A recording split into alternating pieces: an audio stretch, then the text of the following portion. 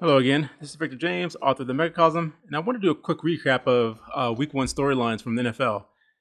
Sorry if you hear some chewing. My dog is going to town on this bone again, and this is the only way I can get her to leave me alone. So I'm going to let her just go to it. Well, I'm not going to say much about this Ravens and Bills matchup. I mean, the Ravens pretty much dominated the Bills from start to finish. Well, I guess they finished because they lost. But, from the first quarter to the middle of the fourth quarter, they were dominating. I actually have a friend who's a huge Ravens fan, and about 3 minutes left in the third quarter, I texted her and I was like, "Hey, you guys are dominating." So she gave me a rather crude warning, basically saying the Ravens have a reputation for going, let's just say, flaccid in the fourth quarter. So she was still worried, and she really had a right to be worried, as the Ravens have an NFL leading 11 losses with a 7-point lead in the fourth quarter in the last 5 years. And the Bills went on to score 22 points in the fourth quarter, as you can see right here. I mean, it was just amazing to watch. This was a stunning comeback. Honestly, congratulations to the Bills for persevering, because I thought this game was over. I really did. But this is why people love the NFL. Even though they try to drive fans away, this is that drama that we need every week. So congratulations to the Bills. But that's all I want to say about the Ravens. Well, except for this. They better order Blue Chew or something, because they need to get over this fourth quarter wilting, because a loss like this can set the tone for the season. But on to the other game of the weekend, which I thought was the Steelers versus Jets. Let's go to that game. So to me, both quarterbacks look good. I mean, Rodgers had 4 TDs, no INTs, and Fields was 16 for 24, with a TD and 48 rushing yards and another 2 TDs. So I think both teams are pretty happy that the quarterbacks were swapping teams, because they both look like they came out on top here. And I'm a big fan of Justin Fields. I mean, I'm not a Buckeyes fan or anything, but I thought he got an unfair rap. I thought he needed a lot of work coming in, but they gave up on him too soon, and I thought he showed some promise. So I'm glad he actually showed something in the pocket this time, because the Steelers are not a bad defense. And maybe it's a sign of rust, because both defenses were just getting eaten up. I mean, 34-32 for the Jets and Steelers. I mean, at least for the Steelers, that's like crazy, because they have, they're known for their defense. So they give up 32 points. I'm just going to blame that on rust. The players don't practice as much as they used to in the preseason, and they don't play that many preseason games. So I think both, defenses are going to be fine, especially as the season goes along and they buckle down. Now, if they can keep both offenses going to this level, they're going to be tough outs. They actually might make the playoffs, both teams, because I'm a believer in Justin Fields. And so for week 1, I know I didn't talk about this. Let me see. I don't even think I have it prepared. Where is it? It's Kansas City Chiefs. So the Chiefs lost, 21-27, but I think for week 1, the AFC can be like, hey, they look beatable. I mean, Patrick Mahomes was under duress for most of the game, so their line just hasn't gelled yet. And their defense actually got lit up by Justin Herbert, who I think is a good quarterback, but he can get the yips. He's not clutch to me. Not yet, anyway. I haven't seen it. But he threw for 318 yards, and he looked very confident out there. And, you don't see the Chiefs' defense getting lit up like this, especially against, a quarterback who's not elite or elite yet. So it was kind of surprising to see. But I think, people were saying the Chiefs may be done. I don't believe that yet.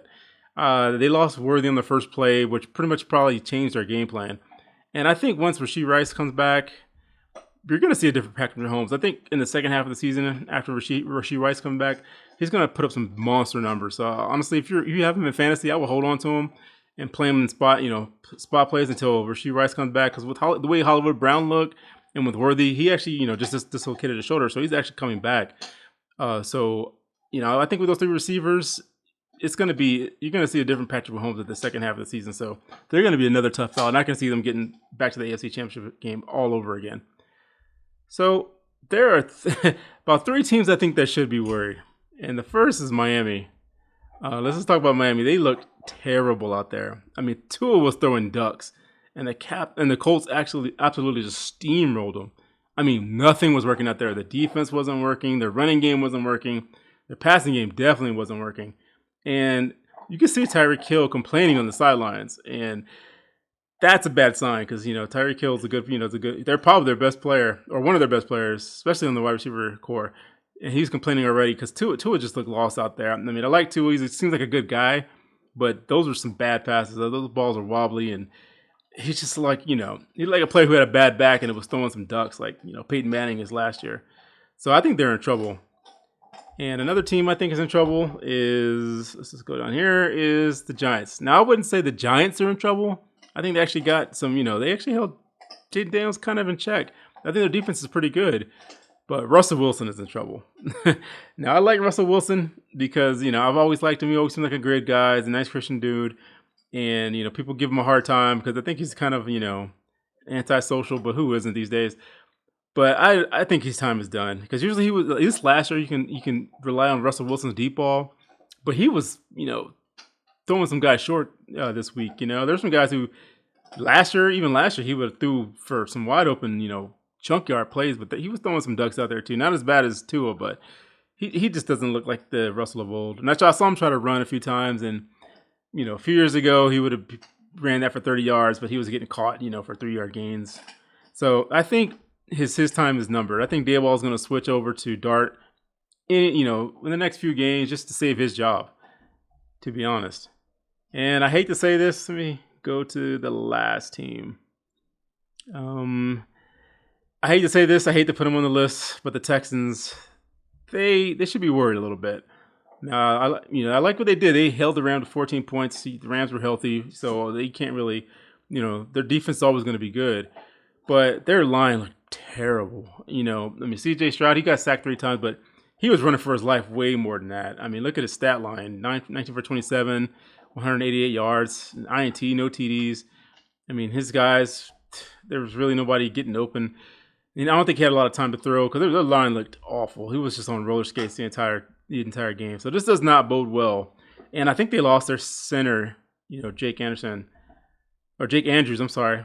He was carted off, so I haven't checked to see what happened to him. But if you lose your center, that's just gonna make it a lot tougher. And the Texans are in a weak division, but that line just did not impress me this week. So I'm a little worried about my Texans team.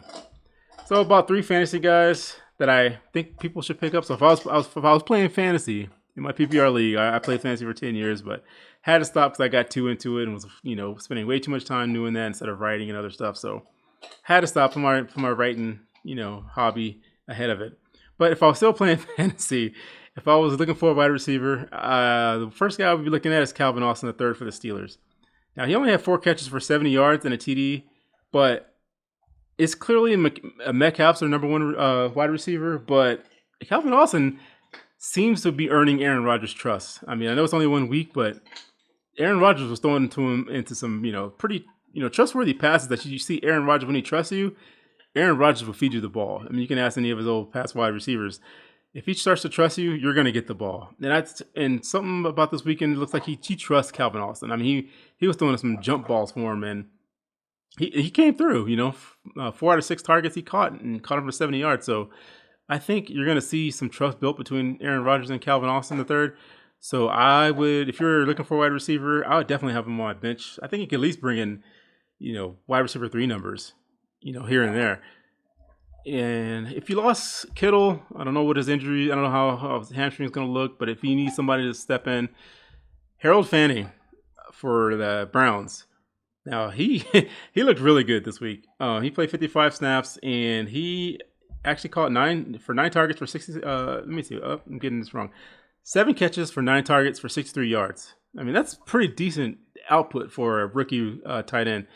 And if you're looking for a tight end to fill in for Kittle, I think people are going to be lining him up on the waiver wire because Njoku was out there. So it's not like, David Njoku will come back and take his spot. Now, Njoku was out there and he still has the trust of Flacco. And I think even when they go to another quarterback later in the season, tight end is a rookie's best friend. So I think if Harold Fanning, he keeps this up, those rookies are going to come in. Either one of the rookies are going to come in and say, hey, that's my security blanket. So at the least, stash him on your bench because I think he's going to be a good tight end going forward.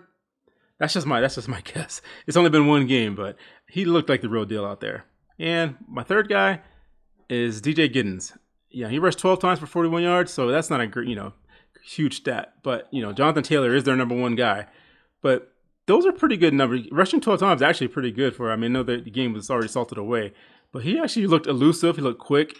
And I know it's a poor defense, but he actually looked smooth out there. Like he was running out some pretty chunk yards.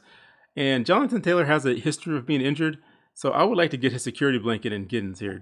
I mean, if you have room on the bench, I would stash Giddens just to be able to run with him, because the odds are Taylor is going to get hurt, or I know he actually hurt his neck in this game, so just be on the lookout in that waiver wire to see what his injury report is for Jonathan Taylor. Because if Giddens suits up, I think he can have a good game. But that's it I had to say for about week 1. Let me know in the comments what you thought of week 1 and what stood out to you and what I might have missed. And if you pick up any of these players, let me know how it goes. Come back and cuss me out for wasting your waiver wire position on them if they stink. But if they're good, come back and tell me too, because I like to hear some positive feedback as well. But anyway, that's all I have to say about this. God bless you and keep you. That's it. I'm done.